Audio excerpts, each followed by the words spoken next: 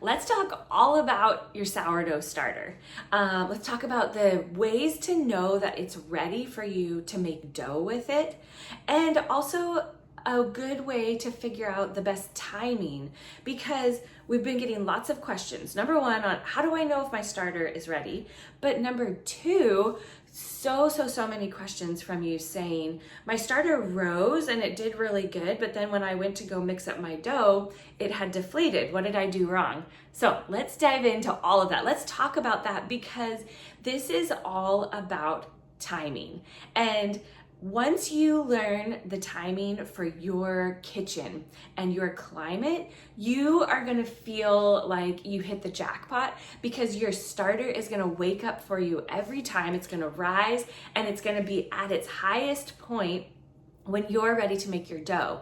And that's the trick, is you want this to be at the highest point when you go to make your dough, because if it has started to deflate, then it means it needs to be fed again. So let's dive into all of that. We're gonna go and feed the starter.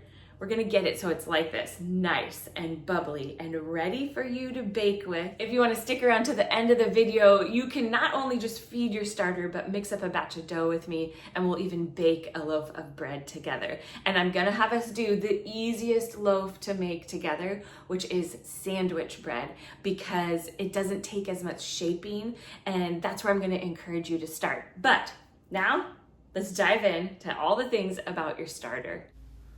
When it comes to your sourdough starter, here's the first thing that I want you to think about. How old is your starter? Did you just start it from scratch and it's very immature, very young? Or have you had this starter for a long time and you've been working with it for a while and you're just trying to figure out how to get a good rhythm? The reason why the maturity of your starter matters is because an older starter will just be stronger and it will be easier to wake up.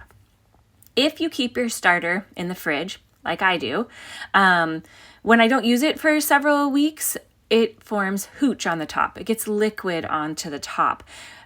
What I do is I just stir it in. Don't pour off that hooch. And there's a whole nother video all about that. I'll put the link to that below. But stir the hooch in.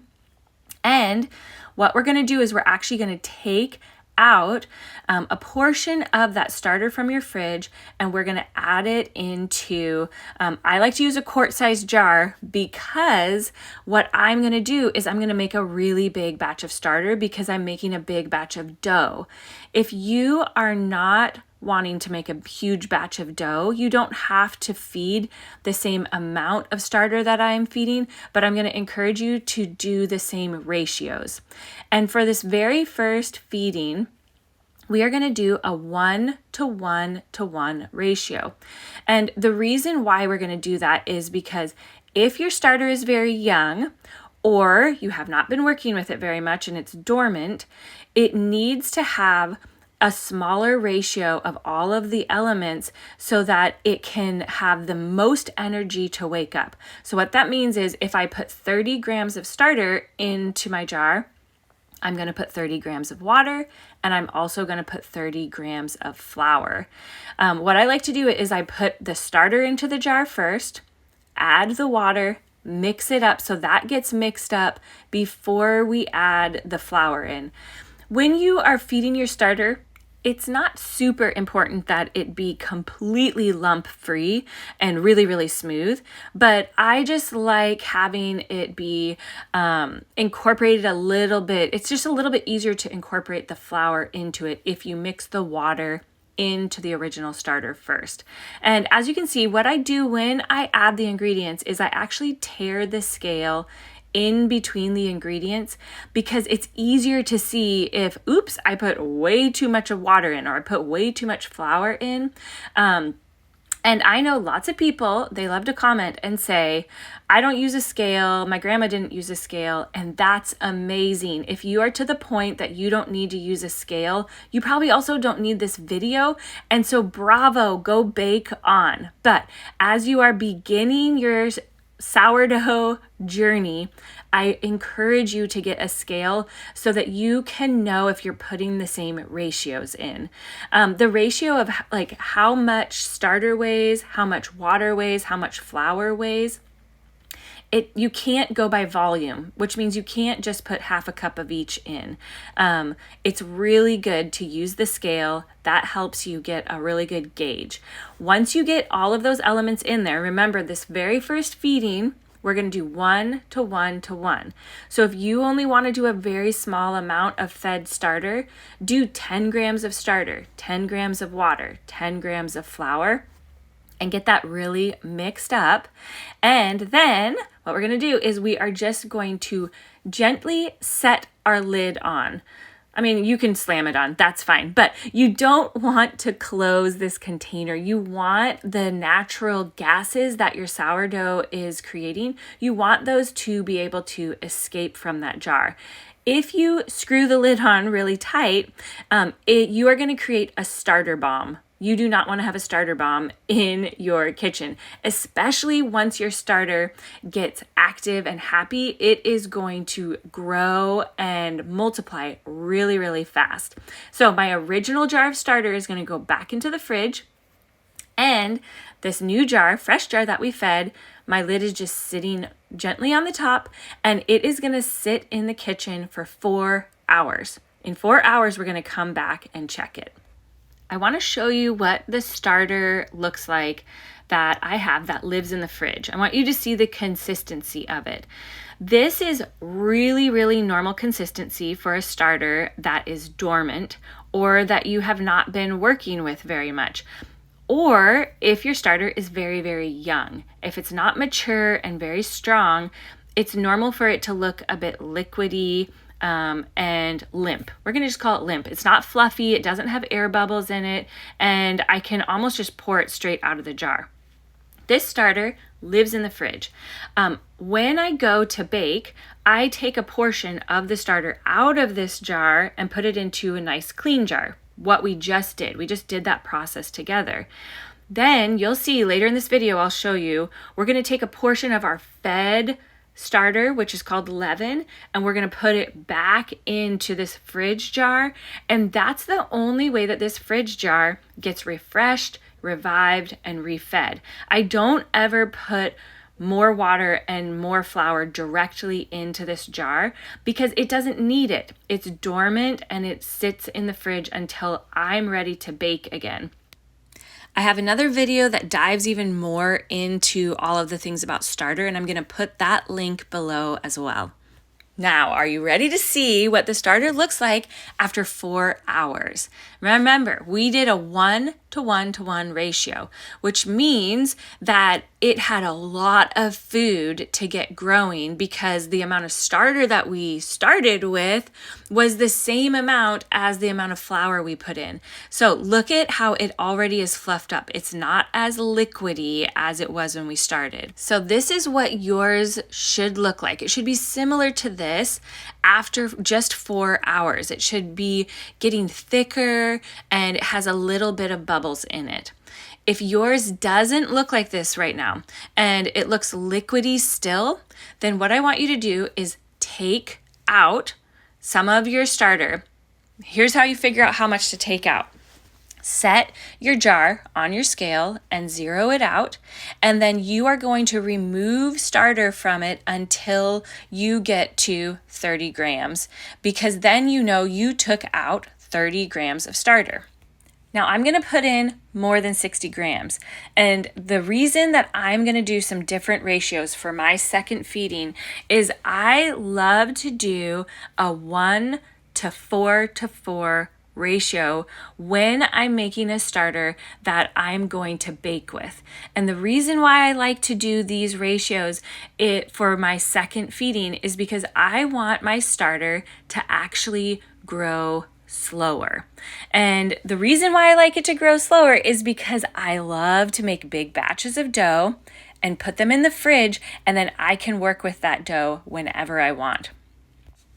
When you do bigger ratios when you're feeding your starter, it makes your dough and your starter rise slower, which gives you more time to work with it and it doesn't overproof as fast. And so that's why I like doing these bigger ratios when I'm going to make a batch of dough that is going to sit in the fridge for multiple days. So I knew that I had 60 grams of starter to begin with in my jar because we took out 30 grams. So I'm doing 240 grams of water, which is 4 times what I started with. And then I'm going to do 240 grams of flour.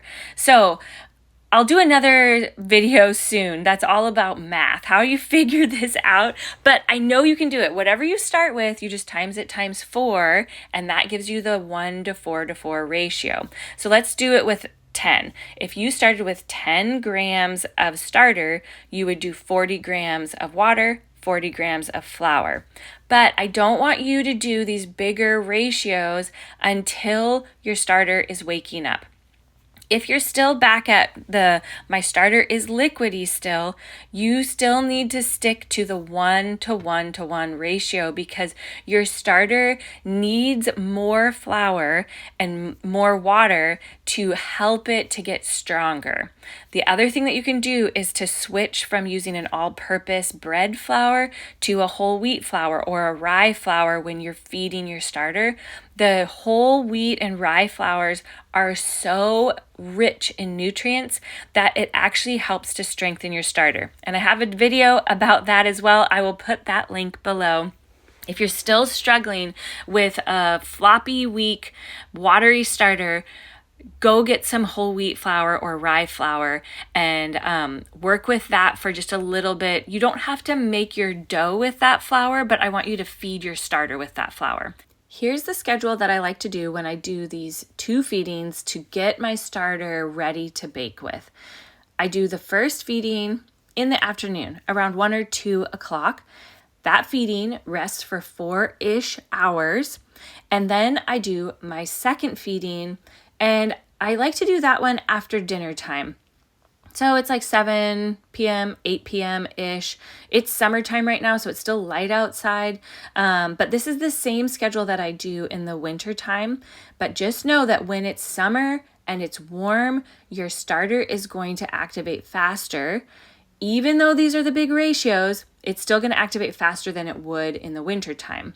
So my starter jar, my lid is on loosely.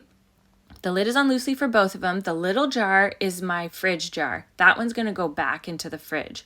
This jar, though, now you can see it's half full of all of our starter ingredients, and it is going to rest on the counter overnight.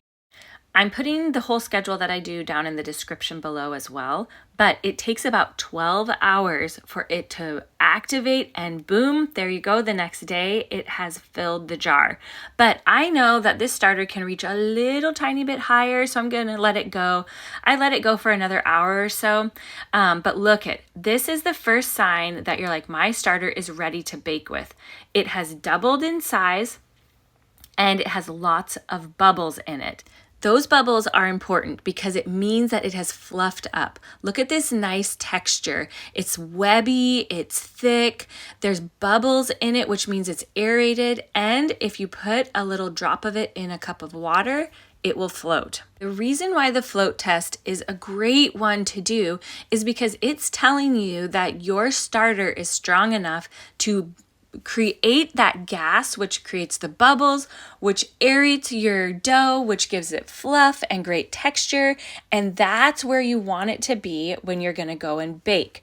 So these are the things you're looking for. Number 1, your starter has doubled in size. Number 2, there's lots of bubbles in it. Number 3, it's a thicker, webby texture. Number 4, when you put a blob of it in water, it will float. And then we're going to mix up our dough. So I want you to come and mix up your dough with me, but check that starter. If it is not doing all of those things, if it doesn't have this nice webby texture and it doesn't float in the water, I want you to go back to that first feeding and do another 1 to 1 to 1 ratio and keep working on the maturity and the strength of your starter. If your starter passed the float test, yay! Let's make a batch of bread together.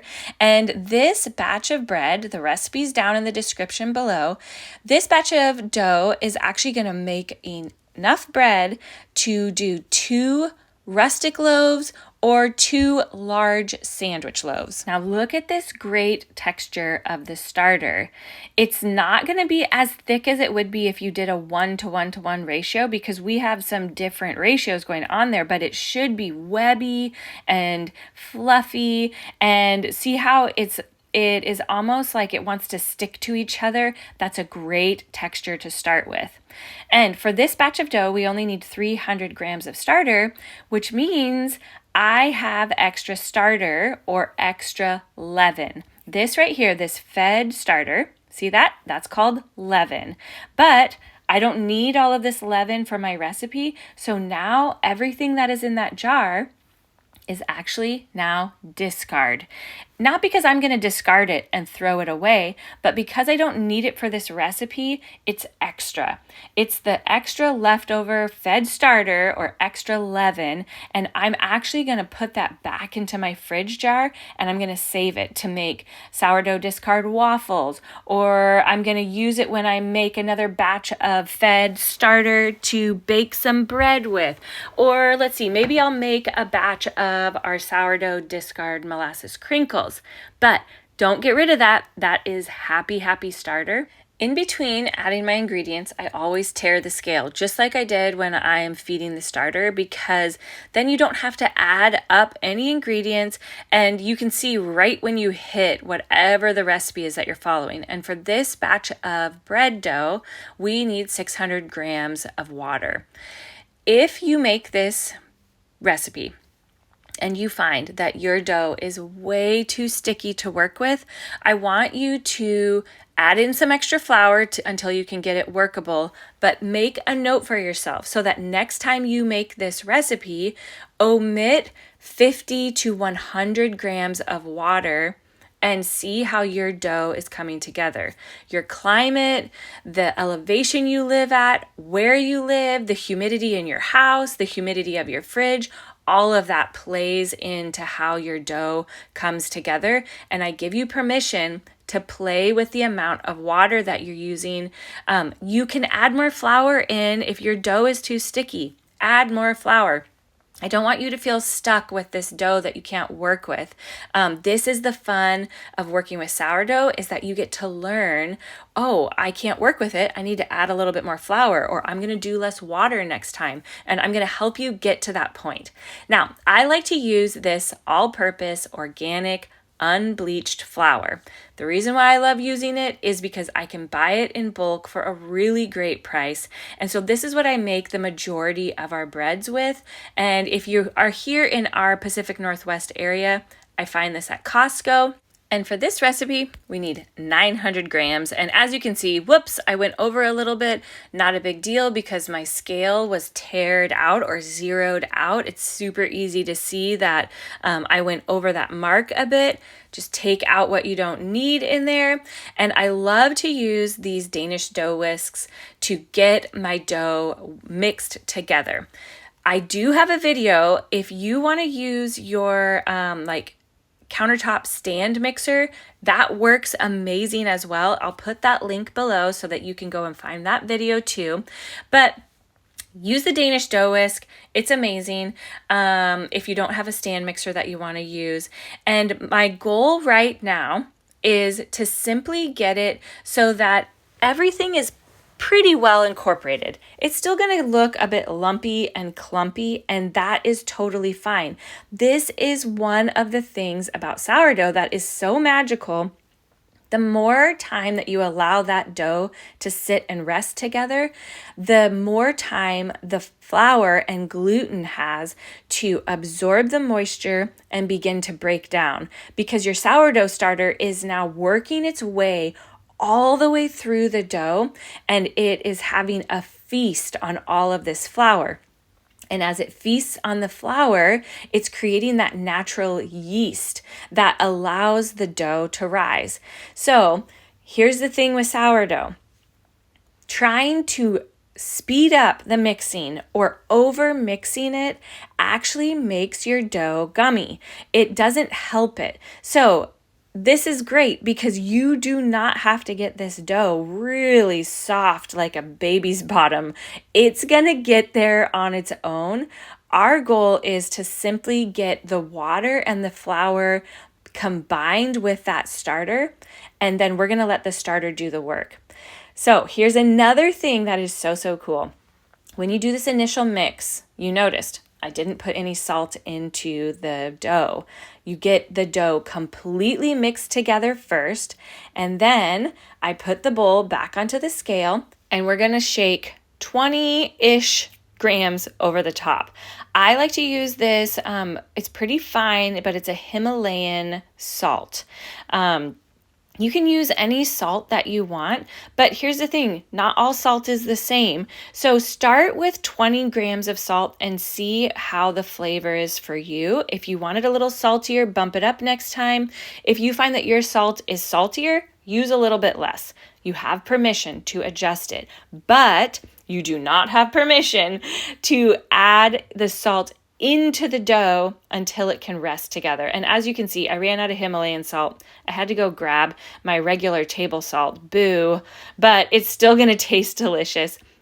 Here's what we're doing though. We're putting the salt on the top of the dough, and we're gonna cover this dough with, we're gonna cover the bowl with our towel, and this is now going to go into the autolyse stage where it is just going to rest for at least 30 minutes. And we'll be back in around 30 minutes. Maybe it's going to be 45, I don't know. But it needs to rest for at least 30 minutes, and we want to come back and get that salt incorporated and start our stretch and folds in no more than an hour, okay? So we're gonna set our timer for 30 minutes and have that be our goal to come back and incorporate this salt and do our very first stretch and fold. While our timer's going for the autolyse stage, we're gonna get our discard, that extra fed starter, and we're gonna put it back into the starter jar that lives in the fridge. Now here's what we're gonna do. We're gonna mix it together. They now get to combine, and this fed starter is now going to revive and kind of refresh the starter that lives in your fridge. This is how you keep that starter from being completely depleted. You always are going to put just a little bit of your fed starter from when you're baking back into your fridge jar, and that's how you don't run out. If you feel like your jar is getting really low, do an extra big batch of feeding your starter, or do a couple feedings to like build it up, and then put some of that back into your fridge jar so that you don't deplete that jar completely. Then this jar is now ready either for us to make a recipe that calls for sourdough discard. You can take it straight out of this jar and you're ready to go. Or this jar now is what we will use when we want to make our next batch of pizza dough, or I'm going to make a babka, or I'm going to make another bread that I need to have some fed starter. I'm going to take some out of this jar. Now that our dough has rested for 30 minutes, that salt is sitting on the top, and it's really normal to see a little bit of moisture that has collected right around where that salt is. So don't be worried if you see that. I like to get a little bit of water on my hands first. Having water on your hands helps because then the dough isn't as likely to stick to your hands. And here's this really cool thing, and this is why you wait to put salt into the dough until after it has had a chance to rest for a while, because salt actually stops or inhibits the flour from fully hydrating. And so when we allow it to rest for 30 minutes before we mix the salt in, we get better flavor, better texture, and better hydration. And look, the dough already looks so much better than when we first mixed it up. We're going to just keep working our way around the bowl. I push my hand down under the dough, pull it up, and flip it over onto the next part. And that is our first stretch and fold. So I'm going to rinse my hands off real quick, grab the towel, and we're going to cover our bowl up and set the timer for 30 minutes. It's time for stretch and fold number 2. I just went and got a little bit of water on my hands. I'm doing the same thing, pulling it up. I'm going to work my way around the bowl. You're gonna see, this is gonna take maybe 5 minutes if you include washing your hands before and after. Then, so look, when you get your hands wet, it barely sticks to your hands. If yours is really, really sticky, everybody's house is different. And so the next time that you make this, what I want you to do is actually use just a little bit less water and see. The other thing is, if yours is really, really sticky, you might be over mixing it. So just remember, the sourdough itself is gonna do all the work of working its way through the dough. You're just helping a little bit by stretching and folding. Okay, now set your timer. We'll be back for stretch and fold number 3 in a little bit. Stretch and fold number 3. Get my hands wet, stretch, and fold. Give it a wiggle, and I'll show you the bowl because I just want you to see that there is some dough remains still stuck on the sides of the bowl, but look at the dough is becoming softer. There's not as many lumps in it. That's because the sourdough is working its magic. It's working its way through the bowl. So this is the last one. Back to answering emails while the sourdough rests, and then I'll show you how I put it in the fridge. We're on our final stretch and fold, and as I stretch and fold it, I'm going to put it into the bin. This is the bin that I love to put my pizza dough in, my bread dough, because this is for a big batch, and then I just take out what I need for whatever I'm gonna make. So first, get my hands wet. I already washed them. I'm gonna stretch and fold, and you're gonna find that as you get to this last stretch and fold, the dough is going to be even softer, softer. You don't need to do anything in your bin. No oil, flour, nothing like that. Remember, the goal is that we don't add any more flour into this. We want it to only have that flour that was in there initially. And so into the bin it goes. So we mixed up that big batch of dough, put it in our tote, and then it can go into the fridge. But I get lots of questions on, well, once I make this big batch of dough, can I make a loaf of bread that same day? Yes, you can. Keep watching. I'm gonna show you how to shape it, get it shaped, get it into that loaf pan, let it proof, bake it. So you can use this dough the exact same day. The other thing I get lots of questions about is, there are a lot of recipes that call you to bulk ferment your dough, and most people do that on their counter. I don't do that, and here's why. Because lots of people overproof their dough that way, and my whole goal is to be able to make a big batch of dough, put it in the fridge, and then be able to bake bread any day that I want. I don't want to have to be mixing up the sourdough, dealing with the starter, dealing with mixing up dough all the time. That doesn't fit our life schedule. So the way that we do it is the dough gets mixed up. Most weeks I don't bake anything that day. I'm literally just getting the dough made that day. So I break it up into chunks that fit into our life and schedule. And this tote stays in our fridge. We almost always have a tote like this in our garage fridge with some kind of dough in it. This is our regular bread dough, and I want to show you what it looks like while it's in the fridge, because when it goes into the fridge, it is doing its own bulk ferment, but it's going very slow, much slower than if it's sitting out at room temperature. And do you see that? Look at those bubbles. That means it's so happy. And if you have been a subscriber for very long, you saw I posted, depends on when you watch this video, but sometimes I put these into the fridge and I try to put too much dough in them. And yes, your dough will continue to rise.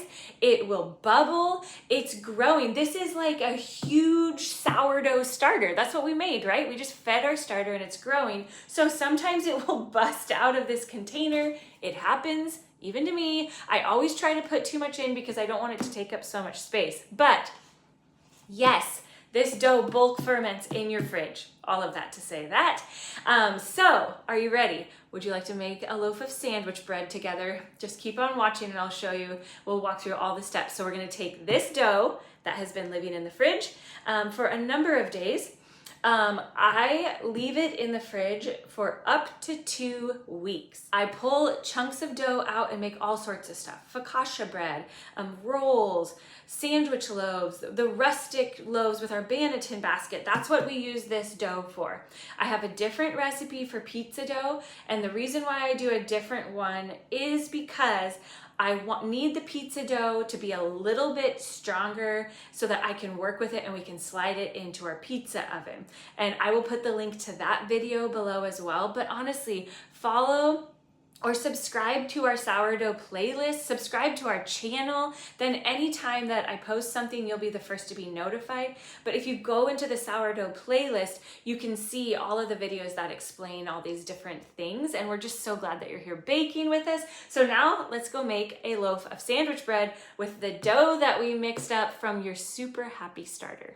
And today we are going to use the cast iron loaf pan, and I'm going to show you how I make a loaf of bread in it. Here's the awesome thing.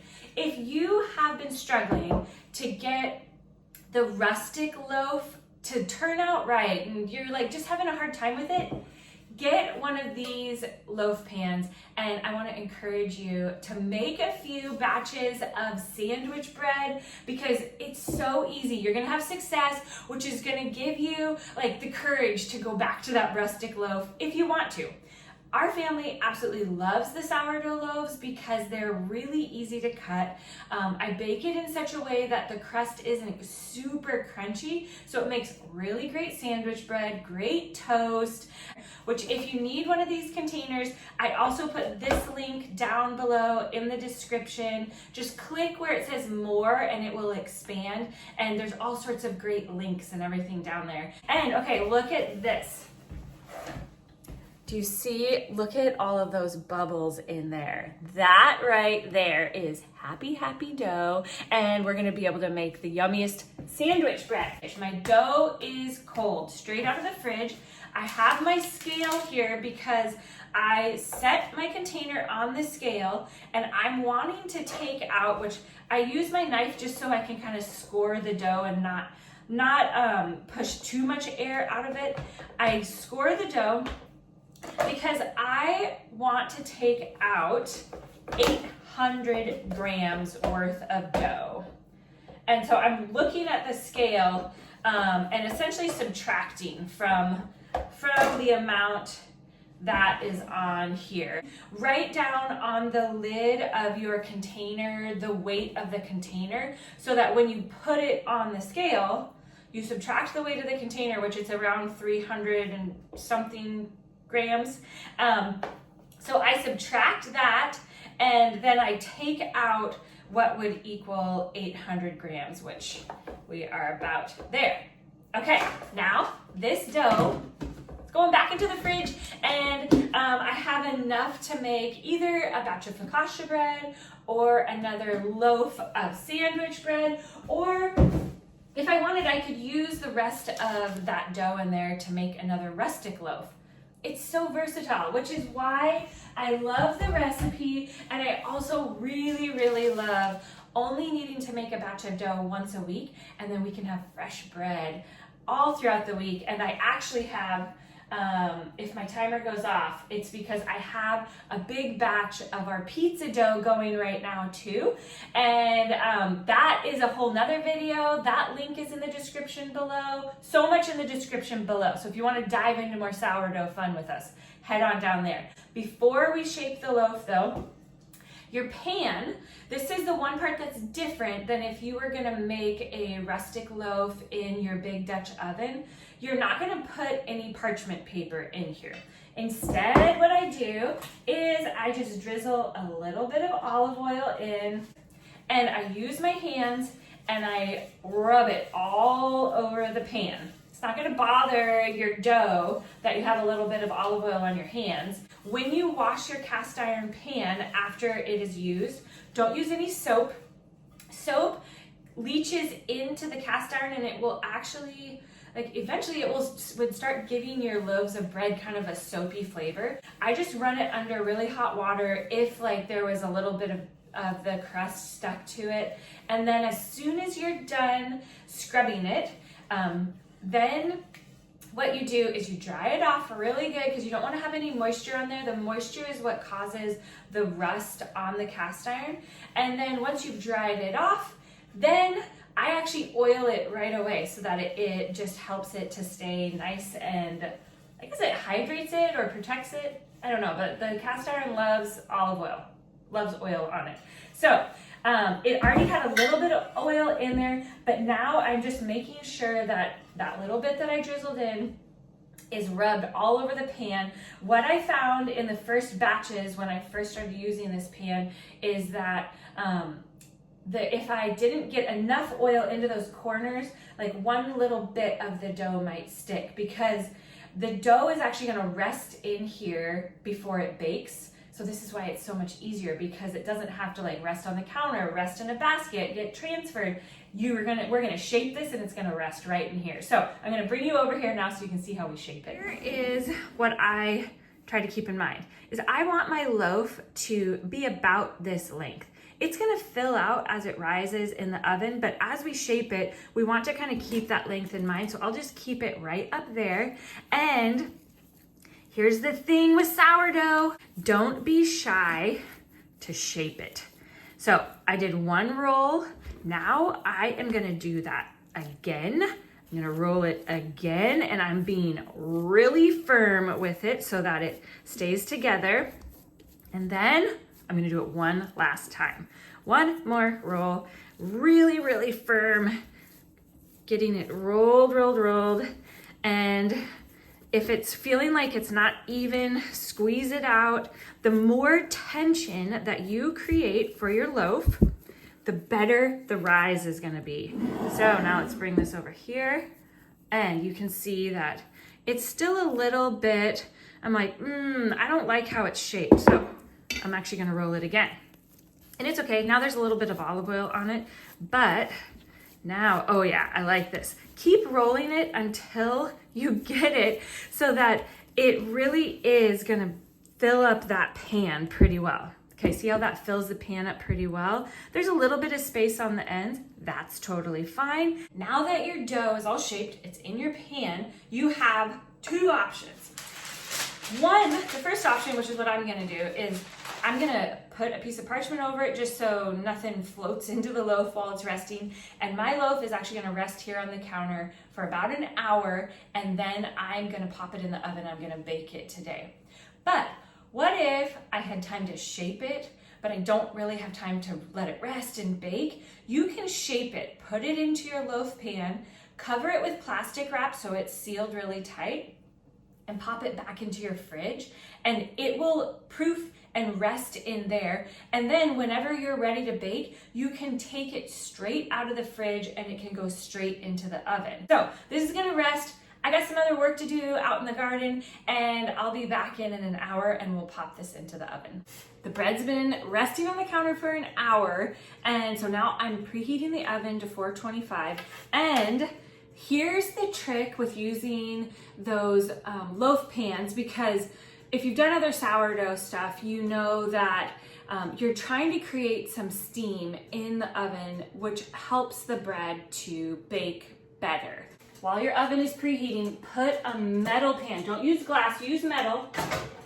Set that down in the bottom rack.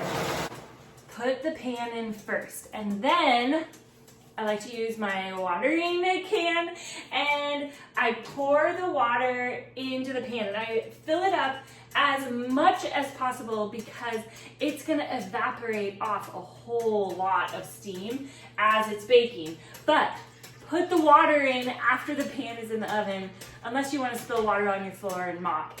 But I put it in now so that as the oven is preheating, it begins to create steam in the oven. And this is how you can bake with a loaf pan and not have to have a lid, because it's tricky to like try to put another loaf pan on top. And honestly, I didn't want to have another lid that I had to keep track of, and so I just went with the loaf pan with no lid. There are loaf pans with lids. If you want to use one of those, you can, but this system works. I take my blade and I do one slice, and this dough is getting a little sticky, so I'm so curious to see how it bakes up. But if yours is sticking like that, just make sure that your slice is real deep. Sometimes I have to slice it a couple times, real deep, and now we're gonna pop this baby in the oven. Our water is steamy in there. I'm gonna set the timer for 20 minutes. It takes about 35 minutes for the loaf to bake completely, but I like to check in 20 minutes that there's still water in that pan. If the water evaporates out of your pan, it's gonna start to ruin your metal pan. The pans aren't meant to be in the oven with nothing in them. So check at 20 minutes that there's still water in your pan, and then we'll reset the timer. So here's what the bread looks like at 35 minutes. 35 minutes in our oven. So you can see it's looking pretty good. It has a little bit of the golden toastiness to it, but I want it to go a bit. I like to check it at 35 minutes though, just to ensure that it's not getting too dark. I'm gonna set the timer for another 10 minutes. The bread is officially done. Okay, check that out. It has a little bit of that more golden color. It still has some light color to it. And this is what we've decided we really like. But here is the cool thing. You get to decide, how crispy do you want the top? Do you want it softer? If you like a crispier crust, you can actually take that water pan out halfway through at that 20-minute mark and then just let it continue baking without it. We like it to be just a little bit softer so it's easier to eat the sandwich and it's not cutting up the top of your mouth. Okay, so now what we do is we have to wait. We have to be patient. This is gonna rest in the pan for about an hour, and then I'll bring you back when I take it out of the pan and we'll do a slice so that you can see what it looks like. The final test. We gotta cut it. You gotta see what it looks like. I use this, it's like a frosting knife, it's plastic, just to go around the loaf and release it so that if it got stuck a little bit to the side, it won't stay. And then I kind of bang it a little bit. Ooh, this one came out very easy. And now take a look at the bread. It has nice bottom. It's not hard though, which is awesome. The top, listen, even the top isn't crazy hard, but this is where you get to decide how crunchy you want your crust. Everybody's oven bakes different. And so take the baking time and feel the freedom to adjust it. If you get into the middle of yours and it still is just a little bit sticky or tacky, then I would say bake it for an extra 5 minutes. I like leaving the loaf in the pan to cool because it just kind of helps finish the baking. So let's cut into this. This is one of our favorite bread knives. I'll put the link below. Okay, look at this nice sandwich bread. And this piece is gonna be a little bit smaller than when we get up here, but I don't think anybody's gonna complain about eating it. So let's cut a few more slices. And if you have questions or thoughts or you're confused about something, just leave a comment below. We love your questions.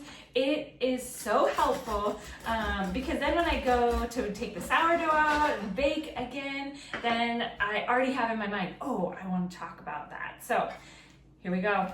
One final look. Look at that delicious sandwich bread. All from that same big bulk recipe. I know you can do it too while you're gardening or answering emails or whatever it is that you're working on. And okay, isn't this interesting? Remember how many times I rolled it? There's no spiral in there, which is kind of cool. So the next loaf, I have a request to put some cinnamon and sugar in it. I'll let you know if I do that. But happy baking, friends. We're so glad you're here in the kitchen with us.